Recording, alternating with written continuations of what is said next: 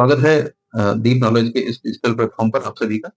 ठीक है, हम लोग अपने जो है वीडियो के लेक्चर में लगातार बात कर रहे थे कि क्या-क्या कंटिन्यूटी में हम लोग चीजों को लेकर चल रहे हैं। ठीक है, इतिहास के कंटिन्यूटी और उसके चेंजेस के हम बात कर रहे थे।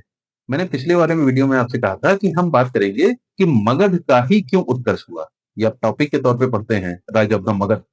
ओके, तो मगध का उत्कर्ष क्यों हुआ, इसके पीछे रीजन है, क्योंकि 16 महाजनपद थे और 16 महाजनपद को आप धीरे धीरे देखते हैं कि मगध ने क्या किया कि 16 महाजनपद को अपने अंदर मर्ज कर दिया। मर्ज करने के पीछे रीजन क्या था? एक तो सबसे पहला रीजन कि मगध की दो राजधानियां बनी। पहली राजधानी जो बनी वो बनी राजगिरी, राजगीर, या उसी को राजगिरा हम कहते हैं, या उसी को हम ग्रीवज ग्रीवरज कहते हैं। ठीक है, तो इस तरीके से आप देखेंगे, और जो दूसरी उसकी राजधानी जो बनेगी वो पाटलिपुत्र बनेगी। ठीक है, तो इस तरीके से आप देखेंगे कि जब राजगीर जब बना तो राजगीर टोटल 7 पहाड़ियों से घिरा हुआ क्षेत्र था, जो सुरक्षा के दृष्टिकोण से बहुत ही अच्छा एक पॉइंट बनता था उसका। ठीक है, और इसके अलावा राजगीर में गर्म और ठंडे जल के कुंड पाए जाते थे। आज भी आप अगर राजगीर बिहार में ये पड़ता है, घूमने जाएं, तो आज भी वहां पर गर्म जल और ठंडे जल का कुंड आज भी उपस्थित है। ठीक है, तो बहुत ही पर्यटन की दृष्टि से बहुत ही अच्छा जो है प्लेस को माना जाता है।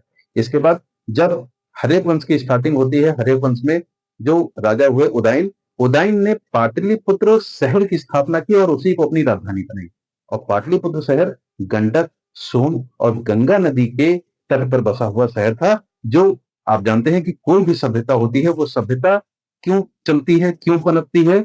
Because of water.